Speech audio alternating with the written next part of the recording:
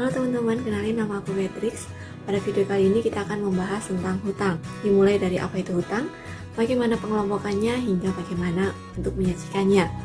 Sebelum kita mulai video kali ini, jangan lupa subscribe channel ini dan aktifkan tombol loncengnya supaya kalian bisa terus update video terbaru.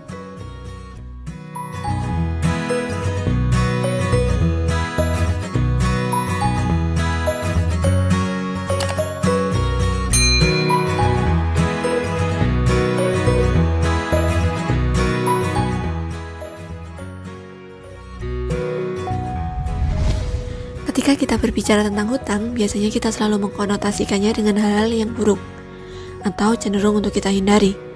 Perlu diketahui bahwa hutang bukan merupakan hal yang buruk, asal kita mampu untuk bertanggung jawab.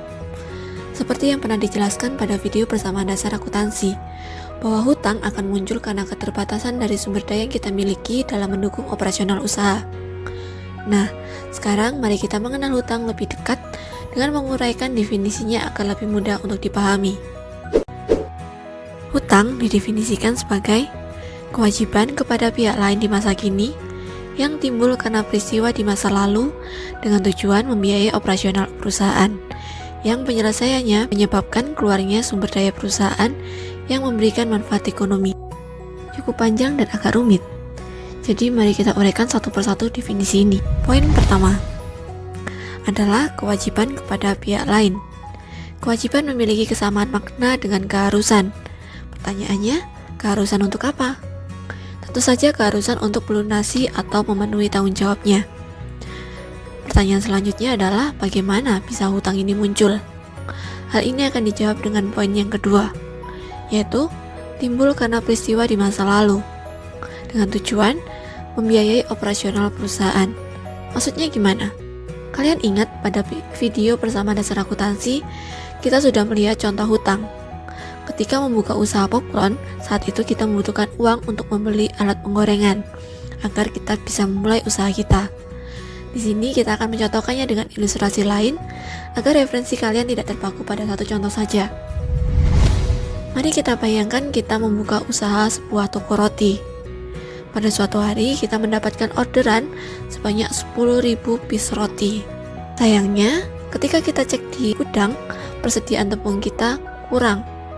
Menghadapi situasi terduga ini, kita ingat bahwa salah satu sahabat kita memiliki usaha kue yang cukup maju, dan kita coba untuk menghubunginya.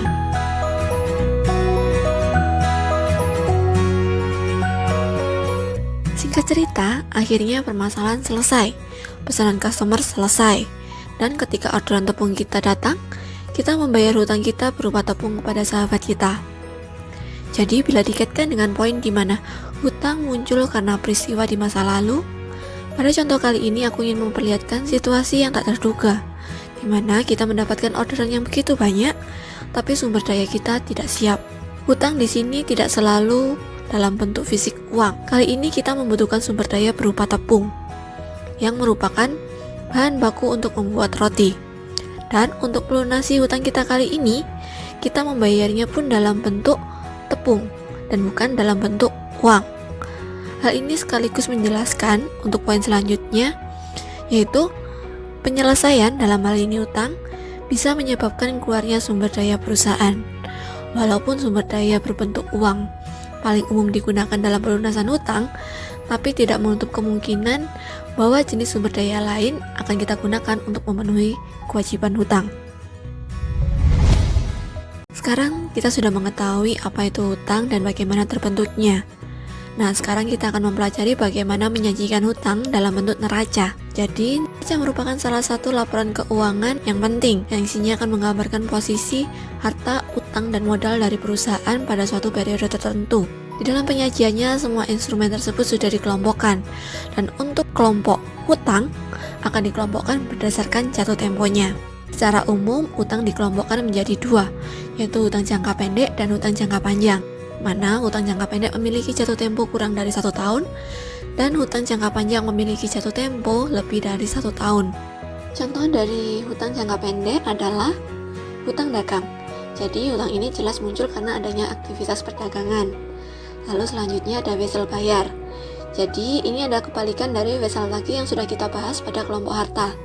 Wesel bayar adalah surat hutang, di mana di dalamnya ada perjanjian tertulis untuk pembayaran hutang di masa yang akan datang. Selanjutnya ada hutang pajak. Nah, untuk hutang pajak ini ada berbagai macam hutang pajak. Pada perusahaan dagang misalnya, karena mereka aktivitasnya perdagangan, maka hutang pajak yang pasti muncul adalah hutang pajak penjualan. Hutang ini berasal dari jumlah yang dikumpulkan dari penjualan kepada pelanggan sampai dengan jatuh tempo, yang kemudian akan disetorkan sebagai pajak penjualan. Selanjutnya, ada beban yang masih harus dibayar. Maksudnya adalah beban ini sudah terjadi, tapi belum dibayar karena belum jatuh tempo, sehingga beban tersebut harus diakui sebagai hutang terlebih dahulu. Dan terakhir ada pendapatan diterima di muka. Walau namanya pendapatan, namun pendapatan jenis ini belum benar-benar dihasilkan, sehingga pelaku usaha masih memiliki hutang untuk memenuhi kewajibannya atas pendapatan yang diterima di awal. Nanti seiring berjalannya waktu, ketika kewajiban sudah terpenuhi, akun ini akan disesuaikan sehingga diakui menjadi pendapatan. Jelas ya teman-teman? Sekarang contoh dari hutang jangka panjang. Yang pertama ada hutang bank, yaitu pinjaman dari bank untuk keperluan modal kerja. Lalu ada hutang hipotek, yaitu pinjaman yang dalam peminjamannya memerlukan jaminan harta tetap perusahaan. Dan ada hutang obligasi, yaitu pinjaman yang muncul setelah perusahaan menerbitkan atau menjual obligasi atau surat pengakuan hutang. Oke, sekarang kita semua sudah mengetahui apa itu hutang, bagaimana pengelompokannya, hingga bagaimana penyajikannya di neraca. Pada video berikutnya, kita akan membahas tentang elemen modal. Jangan lupa like kalau kalian suka video ini, dan kalau misalnya ada pertanyaan atau masukan, silahkan tulis di kolom komentar. Terima kasih sudah menonton, bye-bye.